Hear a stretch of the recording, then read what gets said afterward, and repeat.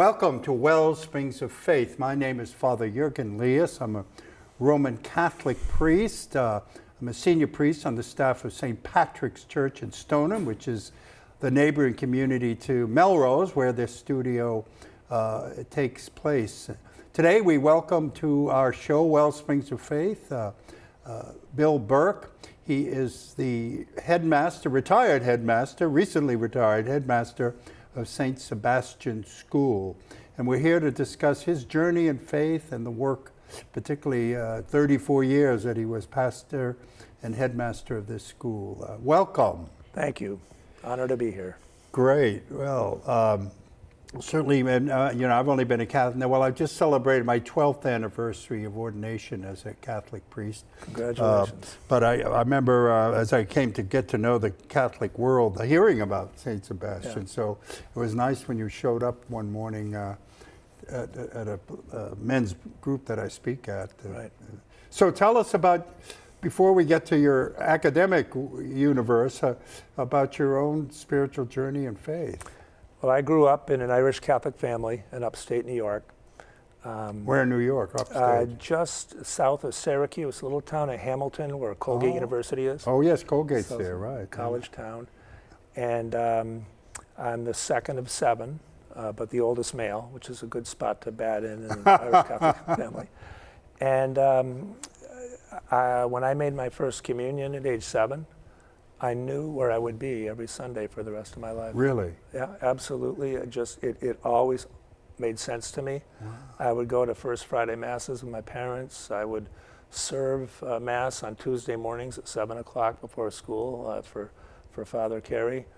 And I played college hockey, and you have road trips all through the winter. Right. But between Saturday night and Sunday night, no matter where you are, you can find a way to get to Mass. Wow. And it just started, like, clicked in? It was just there. And what describe a little more about what it is as a 7-year-old boy. What did that? What was your relationship to God? All I can say is I'm blessed. I was blessed with faith. Yeah. Jesus was my friend from the beginning. And I really had respect for the priests that I served, and my family was a very wild family, very interesting, a lot of life in our home. But you went to Mass on Sunday. That's one thing. Wow. You did, and my dad was so proud to have the 7 of us children, and the 2 parents had taken up a whole pew. It's funny you say, like, you just had this Jesus in your life. You love of Jesus since you were young. I'll never forget, when I was a young priest, I was very involved in the charismatic renewal, and so we began to have a lot of people who were having some very interesting conversion stories from all kinds of places, and we were doing a Lenten sharing thing, and some of the stories were a little risque in terms of the conversion from a certain lifestyle to new ones. Yeah. And there's 2 sweet little old ladies in my parish who was darling. They came to everything I did. They didn't know much about this charismatic renewal and some of the things that were going on, but they were very faithful. And they came to that event, and I remember as we got to them, we were just going around a circle talking about how we came to faith in Christ. And one of them, I can't remember which one said it applied to both of them, was sort of embarrassed that she didn't have a conversion story. Yeah. But she said, I don't remember a day in my life I didn't know Jesus. And I said, that's the best conversion story of all. It is. And as C.S. Lewis says, we have so much more in common than we do apart. What are we all wrangling over these little bitty differences? If you know and love and serve our Lord and Savior Jesus Christ, that's a lot of common ground. That's right. And so you just started to say you went off to... you got into hockey. That was sort of one of your avocations as a young man. I loved it. I was a goaltender, and I had some early success, and it led to going to a prep school in Maine for a couple of years, where I was recruited to play at Middlebury College. Oh. And both my prep school coach and my college coach grew up in Melrose, Massachusetts, as a matter of fact. How interesting.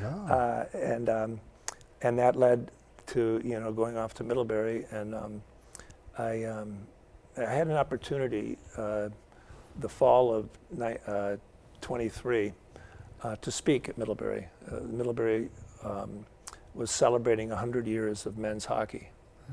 And a guy from the class of 59 was the first speaker, and then I was the second. From the What class were you? Class of 73. Okay. And then on down through the 80s and 90s. And what I said to them is, all these hockey players from different eras, I said, you know, the philosopher Kierkegaard says that our lives can only be understood by looking back at them, but they've got to be lived going forward. That's the stuff of life. And I read a book by Doris Kearns Goodwin years ago called Wait Until Next Year. And she began the book by looking back at her life.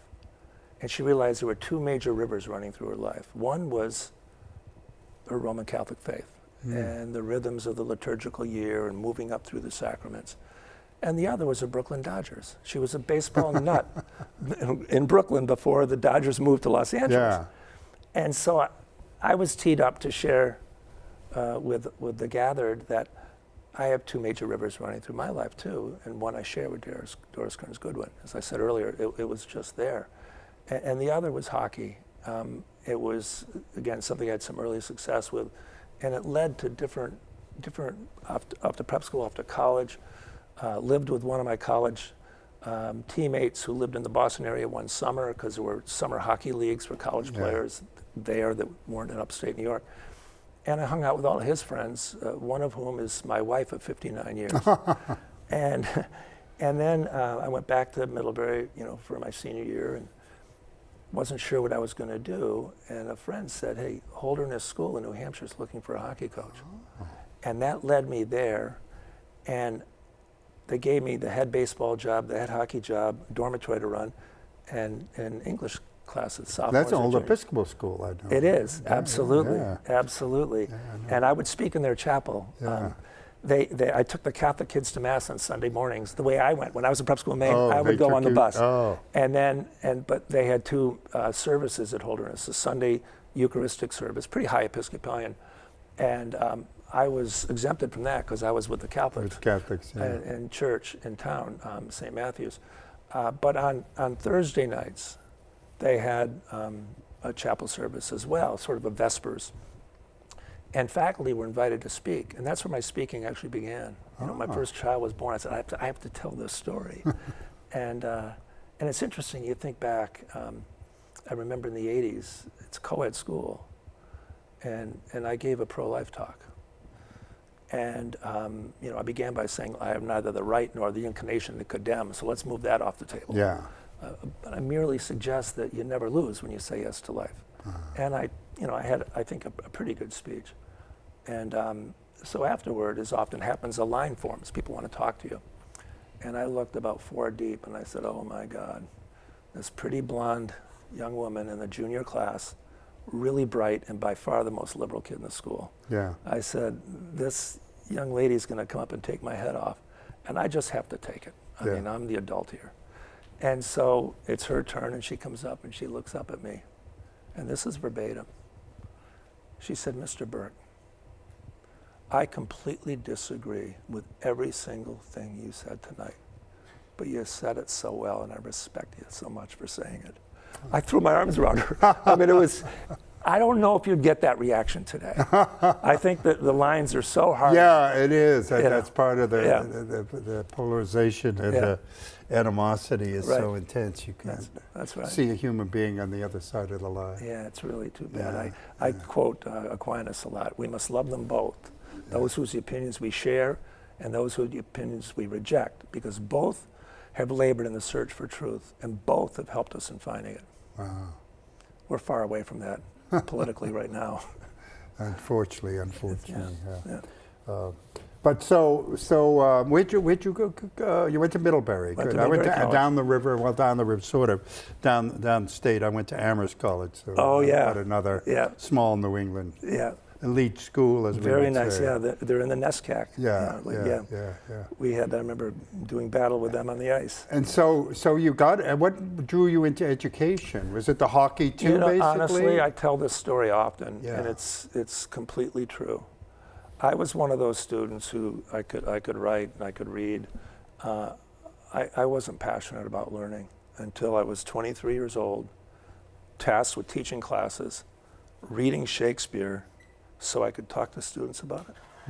I fell deeply in love with learning. I went to Boston College in the summers and got an MA in English. I did my thesis on tragedy and the drama. I studied at Trinity College in Dublin. I went to the Breadloaf Writers Conference. I just threw my heart and soul into learning, and I haven't even started to slow down. And you were particularly drawn to English and that was literature. That was a thing for me. I'm the humanities guy. My wife was a math teacher and then became a psychologist. And her dad was an engineer. And our 4 sons, if they had any questions about math or science, they went to her. And then I took care of them. I'm married to a mathematician myself. Oh, congratulations. She went to Smith, and but she was a math major, and then worked at MIT her whole career. Good for her. As a mathematician there. Yeah. Well, you're quite a literary person yourself. Well, I don't know about that, but so after how long were you at Holderness? I was at Holderness for 12 years. Oh, so that was a good chunk of your young life. Yeah, they were born during that chapter, and I kept growing there.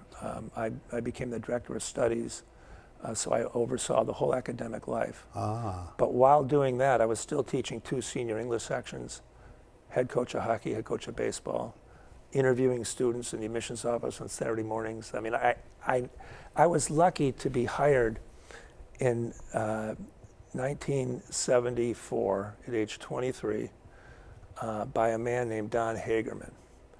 And he was an avuncular, just mensch of a man, great headmaster. And my first 3 years were the last 3 of his 26-year career there as head of school.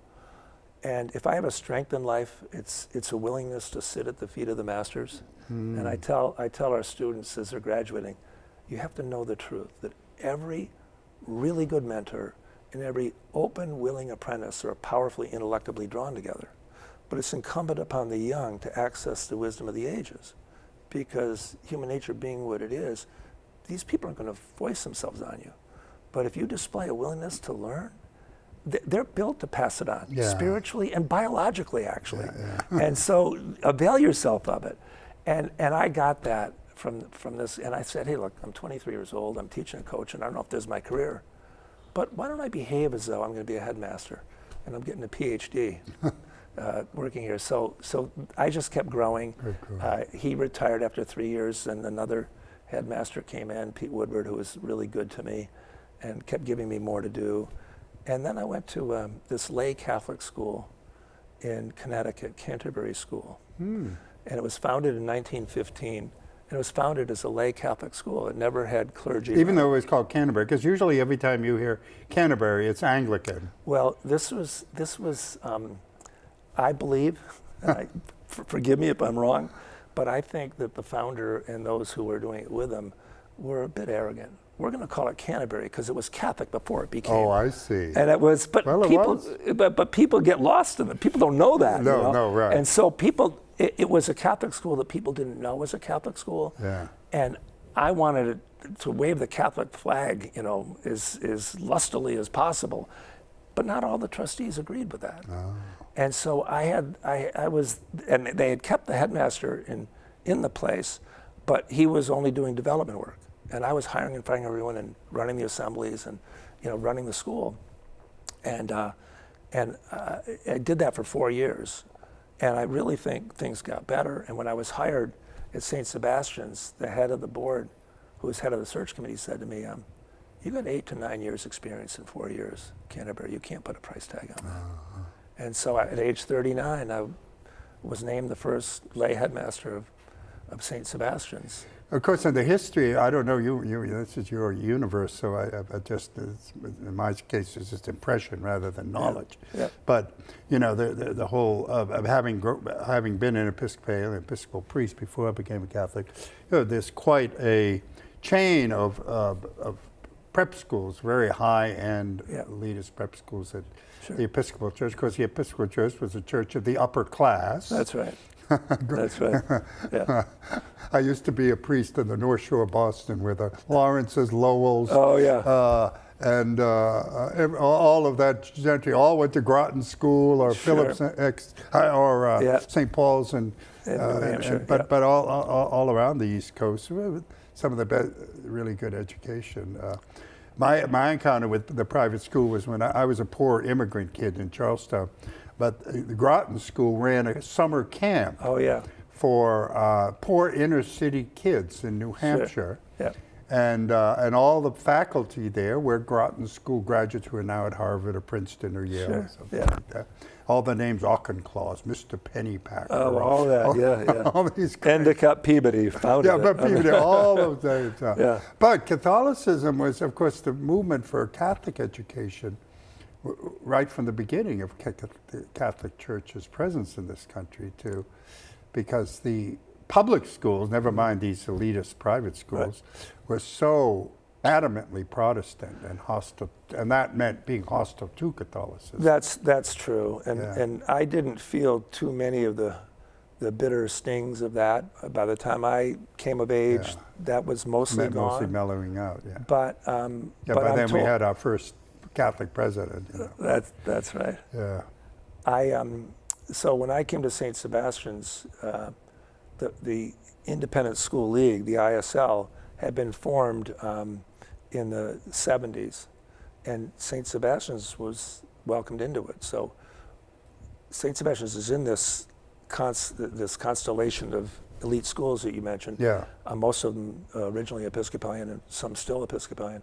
But we're the only Catholic independent school of the 16. So imagine BC or Holy Cross or Georgetown invited into the Ivy League. That's who we are at the secondary level. Right.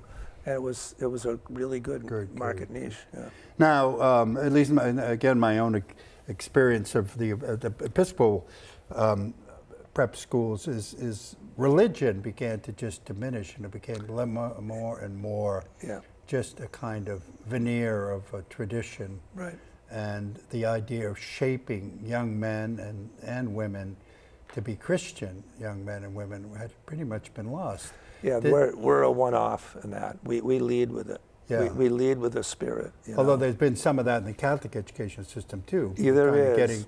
Having a crucifix in every room, but not too much more. But and some have really, and St. Sebastian's was.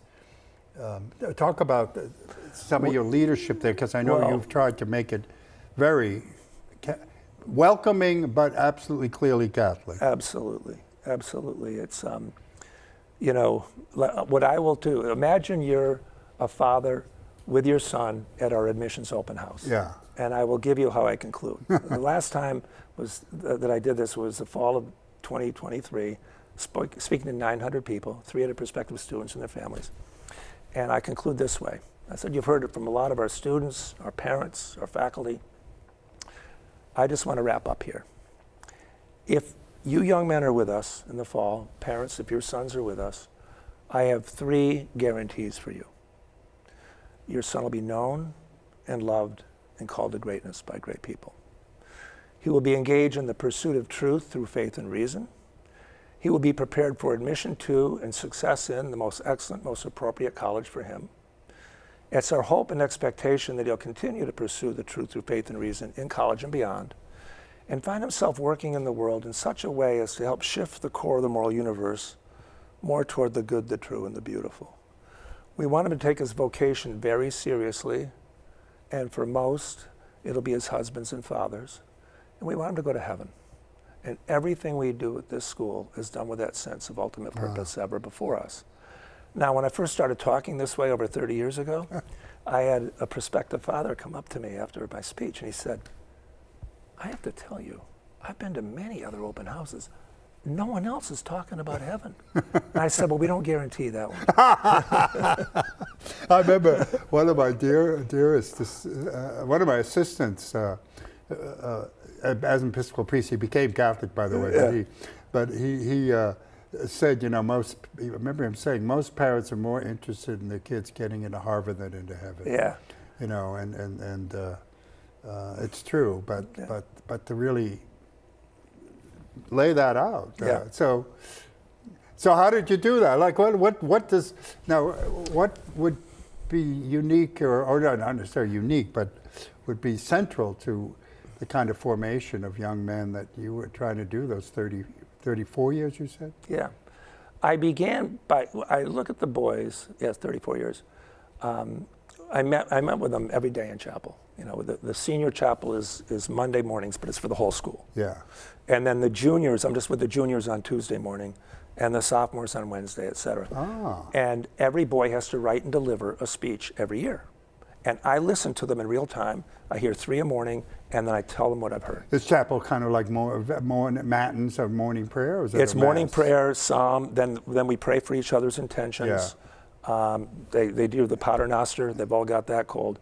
And then we sit down, and the parents are there of the boys. There are 3 boys who are going to speak, and each of them gives, you know, his address, and it's amazing what happens. Like it's great for people to gain courage and confidence in articulating their thoughts on paper and standing and delivering them. Yeah. That's a no-brainer. The bigger value is it builds community. We had a boy whose sister, 18-year-old sister, died when he was a sophomore. When his speech came up 2 months later, everyone in the school knew what he was going to talk about. It's go deep or go home here. Wow. And it's all about the spirit. And it's a safe place to do it, you know. It's just such an honor. So what I did, like I gave a speech in my last year about the key dates of the school. 1941, it was founded by Cardinal O'Connell. 1972, a board of trustees was formed, so it governs the way Amherst College does, Yeah. and with the blessing of the church. And then in 1982-83 school year, we moved from this campus, which was small and falling apart, in Newton, Mass, to Needham, where we are today. And then in 1980, the board hired its first headmaster. It was a Baltimore priest named Father Reap, who ran the school from 80 to 90, and then I came in 90. And in 1994, when we were going through our 10-year reaccreditation by the New England Association of Schools and Colleges, that association had really started to crack the whip and said, look, every school has to have a mission statement against which it's measured. None of these 5 or 6 pages of this is what, and so this is it, you know? And so I had my philosophy, and my philosophy is, you know, pretty clear. I said, every young man wants to be part of something great. He wants to be as wise, as just, as balanced, and as brave as he can be, and he wants to fall ever more deeply in love with learning. And it's fine with us if he doesn't know any of those things about himself, because we know them, and we're going to evoke, and when he knows we're on his side, he's going to go over the hill with us. That's how we roll. So I was a Thomas Jefferson of the mission statement, which I will recite to you in a moment. It's 3 sentences, and they're rather long. But you know, I put the ink on paper, and then it got shaped with our board of trustees, our faculty, and students, and so. But we haven't changed the syllable since 1994, and I hope we never do. It's carved into the wood there. A Catholic independent school, St. Sebastian seeks to engage young men in the pursuit of truth through faith and reason. By embracing gospel values in an inclusive, nurturing community, and by inspiring intellectual excellence in a structured liberal arts curriculum, St. Sebastian strives to empower students for success in college and in life. The ideal St. Sebastian's graduate will be a moral and just person, a gentleman of courage, honor, and wisdom, a lifelong learner who continues to grow in his capacity to know, to love, and to serve God and neighbor. And then I would say, happily, there's a short version. And here it is. And it's the motto. All the kids would say this all the time. You hear it thousands of times a day. Love God, work hard, and take good care of one another. That's it.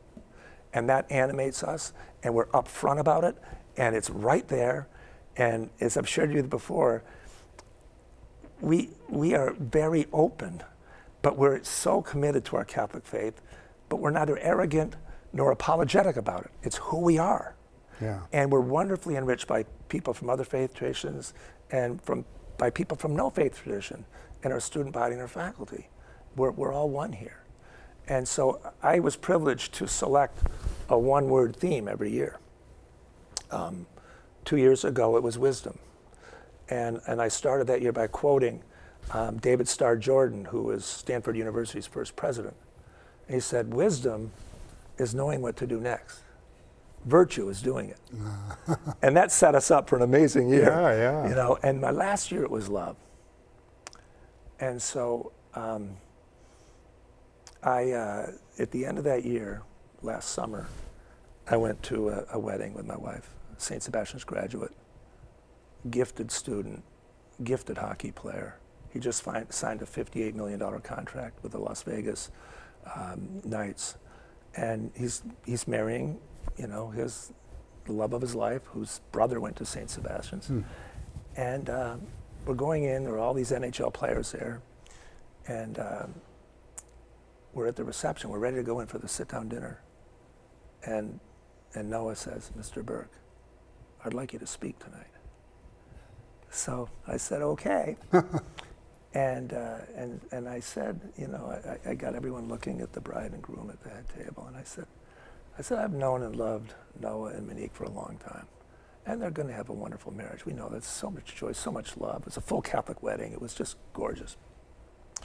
I said, but they're going to struggle because we all struggle. We all fall in holes and we need help. But I got the best news for everyone in this room. No matter how dire the straits in which we find ourselves, we always and forever have access to the two most powerful forces in the universe, God and people of goodwill through whom our Lord works. And if we choose, we get to be part of that second force. So let's let Noah and Monique know we got their backs. They're not going to go through this marriage alone. Yeah. Everyone repeat after me. Monique, I'm with you. All these hockey players screaming at the top of it. Monique, I'm with you. No, I'm with you. Monique and Noah are with you. It was just great. And then I said to them, this poet, A.E. Housman, says, I'll give you 2 lines of his poetry. And if you live the message of these lines, I guarantee a happy marriage. And all you out there, you pay attention. You live the message of these lines. I guarantee the most wonderful relationships. In fact, you know what? I guarantee world peace. Everyone lives these lines. If equal affection cannot be, let the more loving one be me. We're not in charge of the love that comes into us. Yeah. We're in charge of the love we put into our relationships and out into the universe. And then I concluded I wanted to kind of get the hockey players into it. So I said, there's so many St. Sebastian's kids here today, and they're in the wedding party, and so many of the guests. And I love St. Seb's guys, and I do. You guys built this brotherhood, and it's just wonderful. But you're actually horrible at one thing. You guys are the worst I've ever seen in my life at bragging. You have no instinct for it, and I know why. You have these vibrant faith lives, and you're reminded constantly that it's all a gift. And if you've got eyes that can see and hands that can stick handle and feet that can skate like the wind, you're supposed to invest and develop those gifts and share them with the world. So what would you ever brag about? And the story has a kind of a hard ending, because that night it was nothing but joy. Everyone dancing, having a great time. Yeah. And one of those boys dancing with his wife, who was carrying their 3rd child, great hockey player, 31 years old. 19 days later, he and his brother were killed by a drunk driver. Oh, my gosh. And I was devastated. And I'd met a lot of the people there, but I didn't meet him, and I didn't meet his wife. But I called up Noah. I said, Noah, can you give me Meredith Gaudreau's contact information? I need to talk to her. I want to help her. Yeah.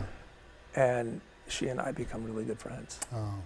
Wow. And but if I hadn't been asked to speak, I never would have called her. I'd never known that. And even though I didn't meet her there, I felt I had, and she is so grateful. She said, I can't wait to come to Boston again. I want to see you every time. So we become really good friends. Wow. And I just feel so blessed to have this life. Yeah. And when I talk to the students and orient them when they're brand new, day one, I tell them how I ended up at St. Sebastian's. Well, that's precise. We're down to 30 seconds. Okay. So that's a wonderful, just there's something, Richard, because I'm a little older than you, but the same thing. You come towards, you look back, as you said, and you see the Yeah. meaning of your life. That's right. And you thank God for all of its gifts. It's not, And it's all. you know, like I think in Luke's gospel it says, you know, at the end, just be glad when the Lord commends you. We just did what we were supposed to do. Exactly. We have, that kind of humility. It's Yeah. all gift. Yeah. Thank you, Bill. That Well, was my beautiful. pleasure. Blessings in you. I'm sure you're not. Retirement doesn't mean you're not doing anything. No, I'm But not. whatever, God's taken all that energy, that vision and experience, and use it to hopefully shape other people into the way of following Christ. And be shaped by them. So God yeah. bless. I hope you've enjoyed this conversation. I did want to get to Saint Sebastian about the actual saint, Yeah. because he's an interesting fellow. But maybe he'll come back and tell us I'd be happy saint to. stories. Yeah. Thank you. And Saint Sebastian, we'll put up the link to the school if you're interested in Sure. learning about it. You've got maybe children or grandchildren or others you'd like to consider sending to a profoundly solid Catholic young men's prep school. Yeah. Thank you, Bill. God Thank you. bless. God All bless right. you, All Father. right. Thank you.